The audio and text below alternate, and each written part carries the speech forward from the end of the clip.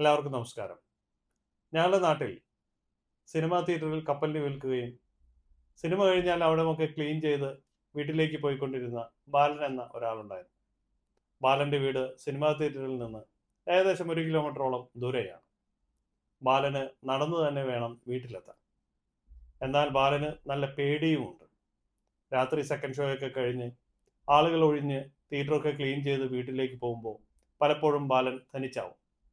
ബാലന് നല്ല പേടിയാണ്. പാതിരാത്രിക്ക് തനിയെ നടന്ന് വീട്ടിലെത്തുകയും വേണം. എന്നാൽ ബാലനൊരു ഉപായം കണ്ടുപിടിച്ചു. ഒരു കൈയിൽ ബാലൻ ബീഡി കത്തിച്ച് ചുണ്ടിൽ വയ്ക്കും. മറ്റേ കൈയിൽ ബാലൻ ബീഡി കത്തിച്ച് ഒരൽപ്പം നീക്കി കൈ നിവർത്തി സൈഡിലേക്ക് പിടിക്കും. രണ്ട് കൈയിലും ബീഡിയായിരിക്കും, കത്തിയ ബീഡി. അപ്പോൾ ബീഡി കത്തിച്ച് അദ്ദേഹം 2 സ്വരത്തിൽ സംസാരിച്ച് മുന്നോട്ട് പോയി വീടെത്തും. അദ്ദേഹത്തിന്റെ പേടി അങ്ങനെ മാറി. അദ്ദേഹം എന്നും രാത്രി വീട്ടിൽ പോയി രാവിലെ ജോലിക്ക് തിരിച്ചു വരും. പലപ്പോഴും നമുക്കെല്ലാവർക്കും പേടിയുണ്ട്. എന്നാൽ ആ പേടി മാറാൻ ബാലൻ കണ്ടെത്തിയ മാർഗം, ബാലന്റെ കൂടെ ഒരാൾ ഉണ്ടെന്നും ബാലൻ ഒരാളോട് കാര്യങ്ങൾ സംസാരിച്ചുകൊണ്ടാണ് മുന്നോട്ട് പോകുന്നതെന്ന് എതിരെയുള്ളവരെ ബോധ്യപ്പെടുത്താൻ ബാലൻ ശ്രമിക്കുകയുമായിരുന്നു. പലപ്പോഴും നമുക്ക് പേടി നമുക്ക് ഉള്ളിലുള്ളവയെയല്ല, പുറത്തുള്ളവരെയാണ്. അവിടെ ഒന്നും സംഭവിക്കുന്നില്ലെങ്കിലും നമുക്ക് പേടി കൂടുതലാണ്. പക്ഷെ ബാലന്റെ ഉപായം അതിശക്തമാണ്. കാരണം ബാലന് നടന്നെത്തുവാൻ പ്രേരണ കൂട്ടുകാരൻ ഒരാൾ കൂടെയുണ്ട് എന്നുള്ളതാണ്. നമുക്ക് പലപ്പോഴും പേടി തോന്നുന്ന സാഹചര്യങ്ങളുണ്ട്. നീന്തൽ പഠിക്കാൻ പോകുന്ന കൊച്ചിന് വെള്ളത്തിൽ മുങ്ങിപ്പോകുമോ എന്ന പേടി. വണ്ടി ഡ്രൈവിംഗ് ലൈസൻസ് എടുക്കാൻ പോകുന്ന ആൾ എപ്പോഴെങ്കിലും ഞാൻ വണ്ടി കൊണ്ട് ഇടിക്കുമോ, അവിടെ എന്തെങ്കിലും അപകടം സംഭവിക്കുമോ എന്ന പേടി.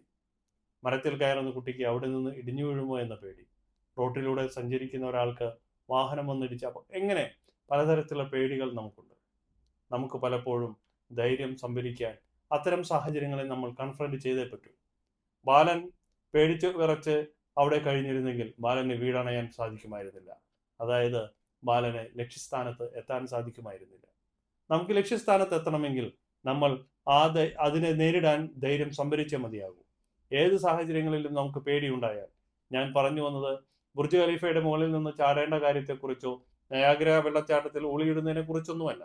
നമ്മൾ വീട്ടിലൊരു പല്ലിയെ കണ്ടാൽ, അല്ലെങ്കിൽ നീന്തൽ പഠിക്കാൻ പോകുമ്പോൾ അവിടെ വെള്ളത്തിൽ ഇറങ്ങുമ്പോൾ, അത്തരം ചെറിയ ചെറിയ സാഹചര്യങ്ങളിൽ, മനുഷ്യൻ നിത്യവും കണ്ടുമുട്ടുന്ന ചെറിയ ചെറിയ സാഹചര്യങ്ങളിൽ ധൈര്യം സംഭരിക്കാൻ കുട്ടികൾ പഠിക്കണം.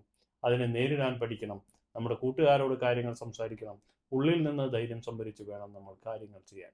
അതിനുള്ള ധൈര്യവും പക്വതയും നിങ്ങൾക്ക് കാര്യങ്ങൾ നേരിട്ട് തന്നെ വിജയിച്ച് മുന്നോട്ട് വരാൻ സാധിക്കട്ടെ. എല്ലാവർക്കും ആശംസകൾ.